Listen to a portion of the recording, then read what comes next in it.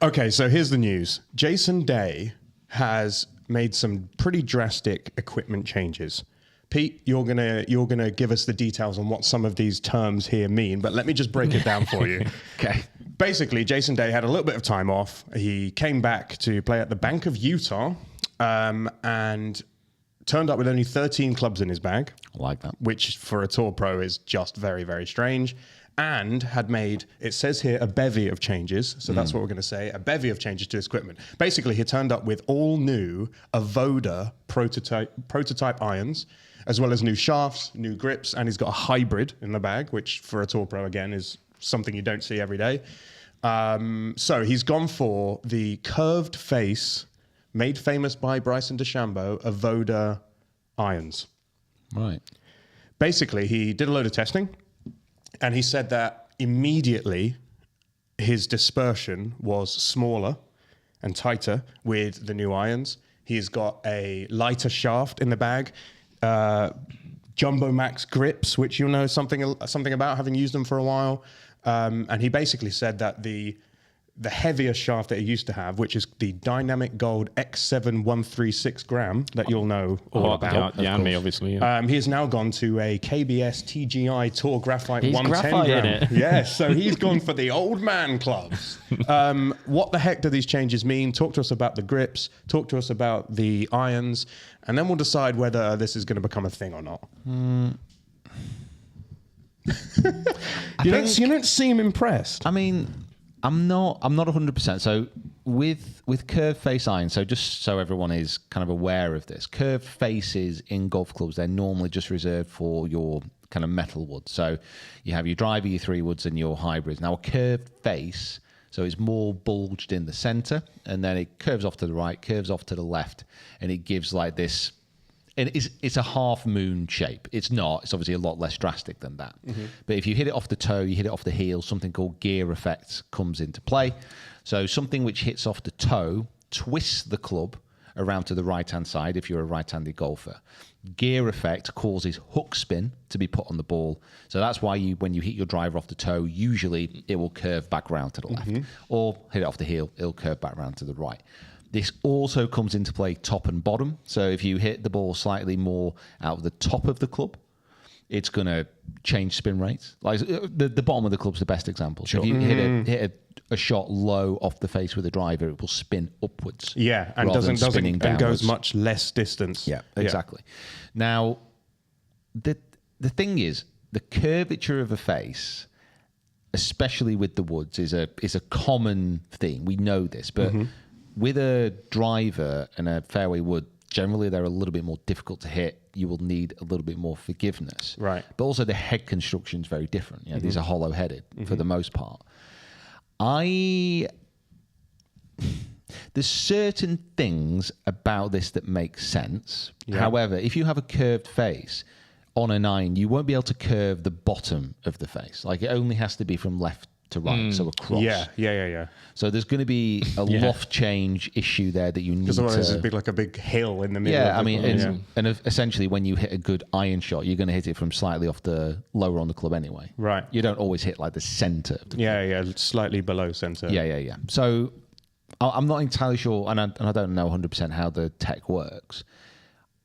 I would say, and I would always put this in the point of view that Bryson DeChambeau uses these irons, had a hand in designing them. Obviously, Jason Day is using them as well, which is great. But there are only 2 golfers out of the very best in the world who are actually switching to this. And you're seeing players, Scotty Scheffler's obviously the classic example of this. He seems to be doing okay with standard irons. And the rest of the professional game seems to be doing okay with standard faces as well. So is this a move forward or not? I don't know. I don't know if it would make actually much of a difference in order for everybody to switch. I wouldn't have thought so. Yeah, but do you not think that, there was this talk must have been happening as metal clubs came in and we went from persimmon to metal? It was like, we've been doing great with persimmon clubs for years. Why would we need to change? The only difference is with let's say from maybe not a perfect example. I know what you mean though. Yeah, from a wooden club to a metal club, especially hollow-headed constructions, The main difference there is there's an obvious advantage. Right. Like if everyone's turning up with metal clubs and then you've got 3 guys, if everyone's turning up with persimmon and 3 guys turn up with a hollow-headed metal construction, they're hitting it 40 yards past everybody with a lot more forgiveness. Yeah. All of a sudden, everyone's going to be like, that's a big advantage. So we're obviously going to move over to that. Same with steel shafts back in the day.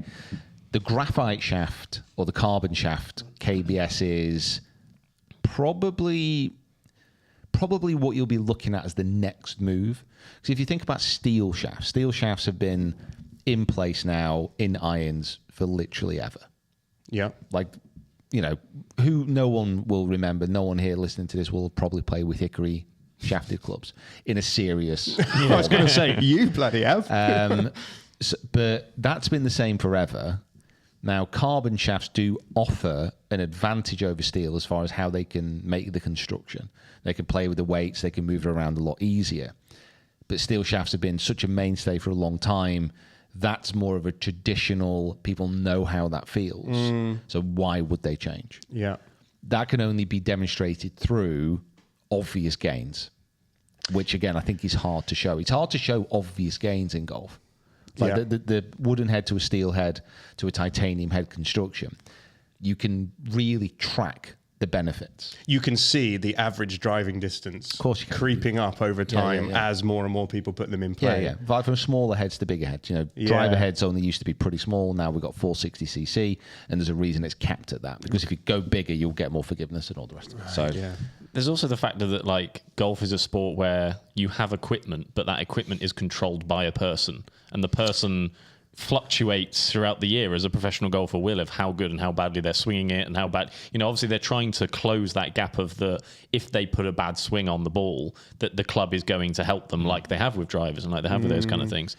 It's there is also another element to this that comes into account. I just had a very, very quick look, because obviously he's playing. Well, he played yesterday. Yeah. He lost 0.4 strokes off the tee. In approach yesterday. Lost 0.4. Yeah. So he was losing strokes in the field. But again, it's obviously one round. It's also, like I say, it's individual. It's individually based. So we saw when we went over to the States and visited Titleist earlier this year.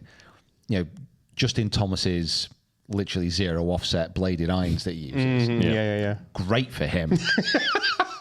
Great for him. Yeah, if you're a random chopper, don't use those. But not only that, like tour pros, like he's the only real. There are kind of minimum offset clubs, but he's by far the most extreme example on tour that uses them. Yeah. You have Bryson with 1 length irons. He's realistically the only tour pro that uses them. Arm lock putters, he does use one of those as well, but that's an example of something which other people have then implemented. But there are disadvantages for many people using an arm lock. To have a piece of equipment that widely sweeps over the professional game and then kind of filters through, that's pretty rare. Probably the best example recently is like a zero torque, a lab putter. That has now started to infiltrate. That is now something which you can point at and say, that in recent years has been the biggest development in tech and change. And we're seeing the actual results, like winners of majors are using the zero torque putters, and all of the biggest players in the world wanted to gain strokes on the green and have gone to putters which provide them with more forgiveness. So we're seeing the actual outcome of the changes. I suppose you could take that further and not just say even zero torque, but just the move from blade to mallet and just something that's a bit bigger of a putter. You think of just that. I mean, it's been a very gradual one, and it's come over the years. And obviously, mallet putters have been around for a while now. But obviously, it's taken another step with the zero torque. But you look at someone like a Scotty who did that last couple of years, and he's now moved into one of the best putters in the world from making that change into something that is quite a modern thing, really, in putters. I think you could probably. I don't know this, but I reckon out of the top, 20 players in the world, a significant number of them will be using mallets over your traditional bladed design. Yeah. Obviously, using a bladed design, there's still a lot of good putters who use that. And The difference is, just so everyone knows, between a blade and a mallet, you will generally get more forgiveness on off-center strikes in a mallet because of the perimeter weighting and a higher moment of inertia. So that's resistance to twisting. I love how techie this is getting, by the way. We have done gear effect and MOI. Yeah, and the reason it matters in putting and the reason you see so many people shift is that speed control within putting is often more important than line. Mm-hmm. So if you get control over your speed, you will hold more putts. And if you strike a bladed design from off-center, generally speaking, you're going to lose more control over your speed, which is why you tend to see this shift. Now, an arm lock, for example, that works for a lot of people because they can lock their left arm off if you're a right-hander, keep that as a static position and work the whole technique around that. Mm-hmm. But much more body and much less arm. Probably just more left arm. Just left arm, right. And then you keep that locked out, you rock the shoulders in a pendulum action, but everything's a lot stiffer, everything's a lot more rigid. Now, for a lot of people on short puts, massive difference. That, for me, when I was using one and giving it a go, that's where I really... Yeah, I think there's one over there somewhere. Yeah, that's where I really kind of thought it was great. Right. On longer puts, I lost a lot of distance control. Yeah. Because I couldn't judge speed correctly. Do you need 2 putters in the bag? That was Short and long. That would be good. There is a guy at Withington who I played with in a comp who has 2 putters in the bag. He has arm lock for short putts and a normal putter for long putts. Yeah, I get it. I kind of like it. Yeah, I think I would say he probably needs to look at something other than his equipment. Yeah. If I'm being honest. Yeah. So yeah, I mean the zero torque. That's probably the biggest difference recently. Yeah. But apart from that, it's kind of hard to see where that next big breakthrough is going to come.